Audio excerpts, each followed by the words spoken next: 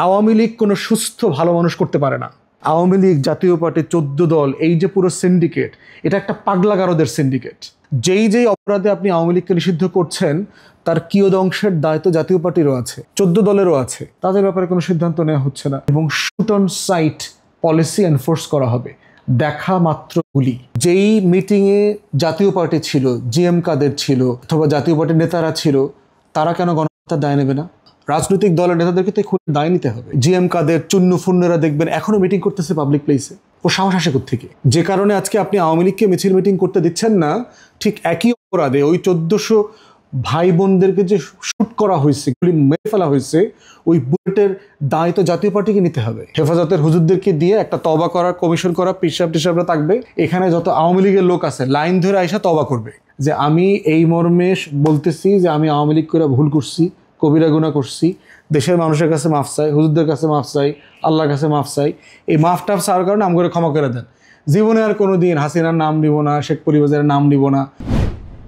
আওয়ামী লীগকে নিষিদ্ধ করা হয়েছে, একজন রাজনীতিবিদ হিসেবে আপনার মন্তব্যটা কি? নিষিদ্ধ করা হয় নাই। আওয়ামী লীগের কার্যক্রম বিচার প্রক্রিয়া শেষ না হওয়া পর্যন্ত আপাতত স্থগিত করা হয়েছে, একদম পার্মানেন্টলি নিষিদ্ধ করা হয়নি। প্রভিশনটা এরকম আর কি। এটা অবশ্যই জেনুইন কাজ এবং এটা সেটা আগস্ট মাসে হওয়া উচিত ছিল। আমি একটা প্রসেস ফলো করে এটা করতে বলেছিলাম। আমার পরামর্শ যেটা ছিল যে এক্সিকিউটিভ অর্ডার দিয়ে এই ধরনের একটা বড় পলিটিক্যাল পার্টি অথবা ক্রিমিনাল অর্গানাইজেশনকে নিষিদ্ধ করাটা উচিত না, বরং একটা প্রসেস ফলো করা দরকার। প্রসেসটা কি হইতে পারতো? সেটা হচ্ছে, ধরেন আমরা যদি একটা গণতদন্ত কমিশন ফর্ম করতাম পার্লামেন্টে, পার্লামেন্ট বিল্ডিংয়ে তারা বসতো 8-10 জনের একটা যে আওয়ামী লীগ প্রশ্ন আমরা কিভাবে ডিল করব, মানুষের মতামত নেওয়া, রাজনৈতিক দলের মতামত নেওয়া, ছাত্রদের মতামত নেওয়া, পেশাজীবীদের মতামত নেওয়া, এরকম যে অংশীজন আছে রাষ্ট্রের, তাদের সবার মতামত নেওয়া দরকার ছিল যে আওয়ামী লীগের ব্যাপারে, জাতীয় পার্টির ব্যাপারে, 14 দলের ব্যাপারে আমাদের সিদ্ধান্ত কি হওয়া উচিত।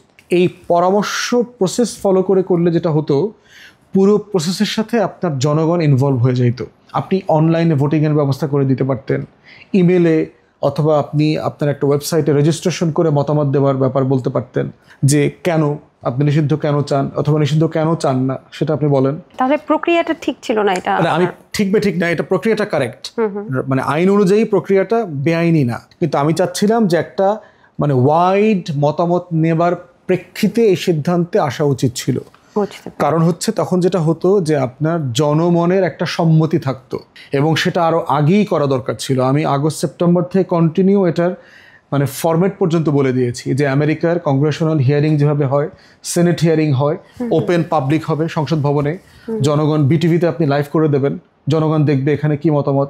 1400 শহীদ পরিবার আসবে এখানে আওয়ামী লীগের ব্যাপারে মতামত দিতে।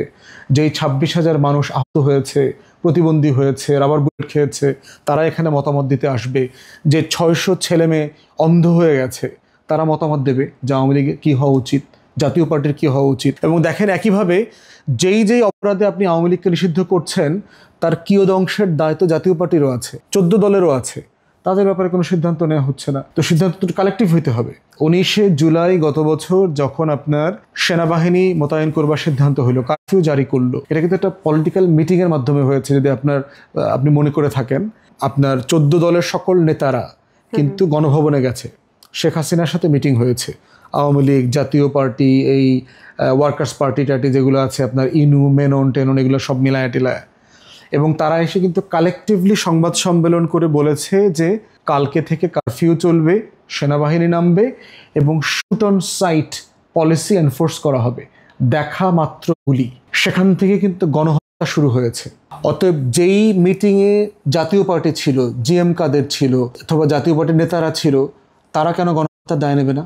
আপনি পুলিশকে দিয়ে গুলি করিয়েছেন, আপনি যে বিজিবি, র্যাব, আনসার, আর্ম ফোর্সেসকে ডেকে এনে যে গুলি করাইলেন, সিদ্ধান্ত তো পলিটিক্যাল পার্টি নিয়েছে। অতএব খুনের দায় তো পুরোটা তার না, রাজনৈতিক দলের নেতাদেরকে তো খুনের দায় নিতে হবে। তো সেখানে কেন জাতীয় পার্টির দায় নাই? জিএম কাদের, চুন্নু ফুন্নেরা দেখবেন এখনো মিটিং করতেছে পাবলিক প্লেসে। ও সাহস আসে কোত্থেকে? যে কারণে আজকে আপনি আওয়ামী লীগকে মিছিল মিটিং করতে দিচ্ছেন না, ঠিক একই অপরাধে ওই 1400 ভাই বোনদেরকে যে শুট করা হয়েছে, গুলি মেরে ফেলা হয়েছে, ওই বুলেটের দায় তো জাতীয় পার্টিকে নিতে হবে। তাহলে সরকারের এই সিদ্ধান্তটা কিন্তু আংশিক নেওয়া হয়েছে, পুরোপুরি নেওয়া হয়নি। এজন্যই হচ্ছে আমরা বলেছিলাম যে এই পুরো 14 দলের ব্যাপারে রাজনৈতিক প্রশ্নটা কিভাবে আমরা ডিল করব। দ্বিতীয় যেটা এখানে আওয়ামী লীগ প্রশ্নে ডিল করতে হবে সেটা হচ্ছে আওয়ামী লীগের একটা অংশ হচ্ছে আপনার লুটপাটের সাথে জড়িত ছিল, ফৌজদারি অপরাধ করেছে, খুন, যত ক্রাইম আছে সবকিছু করেছে। কিন্তু নিরপরাধ কিছু আওয়ামী লীগ আছে যারা সিম্পলি ভোট দেয় আওয়ামী লীগ টাইপের, নাচে মিছিলে গিয়া জয় বাংলা, বঙ্গবন্ধু, হাসিনা, হাবিজাবি এগুলো বলে খালি নাচে, দেখবেন নৌকা একটা নিয়ে নিয়ে নাচে। ও তো আর আপনার ধরেন স্টেজে নাচতে পারে না, ও হইলো আওয়ামী লীগের মিটিংয়ে গিয়ে নাচে। তো ও যে নাচছে, এই নাচার কারণে ওরা জেনে নেওয়া যাবে কিনা, উচিত কিনা নেওয়াটা, আমরা বোধ করি যে এইটার জন্য দরকার ছিল একটা তওবা কমিশন করা, হেফাজতের হুজুরদেরকে দিয়ে একটা তওবা করার কমিশন করা, পিসাব টিসাবরা থাকবে, এখানে যত আওয়ামী লীগের লোক আছে লাইন ধরে আইসা তওবা করবে যে আমি এই মর্মে বলতেছি যে আমি আওয়ামী লীগ করে ভুল করছি, কবিরা গুনাহ করছি, দেশের মানুষের কাছে মাফ চাই, হুজুরদের কাছে মাফ চাই, আল্লাহর কাছে মাফ চাই, এই মাফ টাফ চাওয়ার কারণে আম করে ক্ষমা করে দেন, জীবনে আর কোনো দিন হাসিনার নাম নিব না, শেখ পরিবারের নাম নিব না। এই প্রসেসটাকে বলে ডি আওয়ামিফিকেশন। দ্বিতীয় বিশ্বযুদ্ধের পরে নাৎসিদের জন্য কিন্তু এরকম পুনর্বাসন মানসিক স্বাস্থ্যের কেন্দ্র তৈরি করা হয়েছিল ডিনাৎসিফিকেশনের জন্য। কারণ আওয়ামী লীগ কোনো সুস্থ ভালো মানুষ করতে পারে না। আওয়ামী লীগ, জাতীয় পার্টি, 14 দল, এই যে পুরো সিন্ডিকেট, এটা একটা পাগলাগারদের সিন্ডিকেট। অতএব যারা অপরাধ করে নাই তাদেরকে তো সুস্থ করে তোলার একটা জাতীয় দায়িত্ব আছে আমাদের। এই কথা প্রসঙ্গে আরেকটা বিষয় একটু জানতে চাই। হত্যা চেষ্টা মামলায় বিমানবন্দরে আটক হয়েছিলেন নুসরাত ফারিয়া, তারপরে তাকে ছেড়েও দেওয়া হয়েছে। এই বিষয়টা নিয়ে আপনার মতামত কি? তাকে কি আটক করাটা উচিত হয়েছে কিনা, বা হত্যা চেষ্টা মামলায় কি আসলেই তিনি যুক্ত কিনা? নুসরাত ফারিয়া তো পলাতক ছিল বলে জানি না। না, পলাতক ছিলেন। তার সর্বোচ্চ সে কি আওয়ামী লীগ করেছে? কখনো করে নাই। না, তিনি একটা মুভিতে অভিনয় করেছেন, শেখ হাসিনার অভিনয় করেছে না, যেন শেখ হাসিনার মায়ের অভিনয় করেছে কোথাও না, শেখ হাসিনার চরিত্রে। হোয়াটএভার, একজন আর্টিস্ট কোন ক্যারেক্টারে অভিনয় করবেন এটা তার স্বাধীনতা, এই ব্যাপারে তার স্বাধীনতা থাকতে হবে যে কোনো আর্টিস্টের, এবং এইটা কোনো ক্রাইম হইতে পারে না। এবং তাকে দেখলাম কত 272তম আসামি। একটা হত্যা মামলায় কয়জন আসামি লাগে? একটা খুন করতে কয়জন মানুষ লাগে? ধরেন আমাকে যদি কেউ ফেলতে চায় কয়টা মানুষ লাগবে?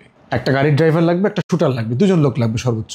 আর এর আগে হইলো ইন্টেলিজেন্সকে আইসা ট্র্যাক করতে হবে, আমার আজকে সারাদিনের মিটিংয়ের ট্র্যাকিংটা কোথায়, ফোনটা ট্র্যাক করতে হবে, কোথায় কোথায় যাচ্ছি।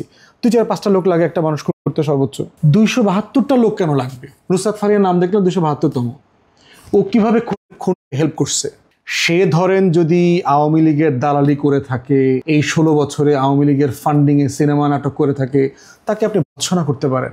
শাওন দেখবেন প্রচুর আওয়ামী লীগের পক্ষে লেখে বাটপারি করে, তাকে আপনি মানে গালি করতে পারেন, প্রয়োজনে ভৎসনা করতে পারেন। কিন্তু শাওনকে তো আপনি খুন মামলায় দিলে চলবে না। তো এইরকম বহু লোককে, যেমন দেখলাম দীপুমণি, খুবই দুর্নীতিবাজ একটা খারাপ মহিলা, কিন্তু সে তো খুন করতে পারে না, তার বিরুদ্ধে একদম মানে প্রকাশিত দুর্নীতির অভিযোগ আছে, তাহলে তাকে আপনি দুর্নীতির মামলায় কেন দিলেন না? তো এই যে মানে ভুয়া মামলা করবার কালচার বাংলাদেশে আছে, এইটা হচ্ছে আমার কাছে মনে হয়েছে যে আওয়ামী লীগের 16-17 বছরে এই ভুয়া মামলা নিয়ে কাজ করতে করতে আমাদের পুলিশের অভ্যাস হয়ে গেছে। কাউকে যদি একটু হেনস্থা করতে হয়, নাম ঢুকায়া দাও, এবং এই মামলা ব্যবসাটা এখনো চলছে। এবং বর্তমানে যেটা হচ্ছে, বর্তমানে যারা রাজনীতি করছে তারাও ব্যবসায়ীদের কাছ থেকে চাঁদা নেওয়ার জন্য একই দলের ভিতরে এক গ্রুপ আর এক গ্রুপের বিরুদ্ধে ওই মামলাগুলোতে নাম ঢুকাই দিচ্ছে পুলিশের। আমি নিজে পার্সোনালি জানি, অনেকগুলো মামলার কথা জানি, মামলা ঢুকাই দিয়ে তারপর চাঁদাবাজি করতেছে থানা, পুলিশ এবং ওই দলের নেতারা মিলে, পরে 2 লাখ, 5 লাখ, 10 লাখ, 10 লাখের লেনদেন করে আবার নাম কাটায়। এই বিষয়টা হওয়াটা উচিত হয়নি বলে আপনি মনে করেন? এখন পর্যন্ত কোনো যৌক্তিক কারণ দেখতে পাচ্ছি না।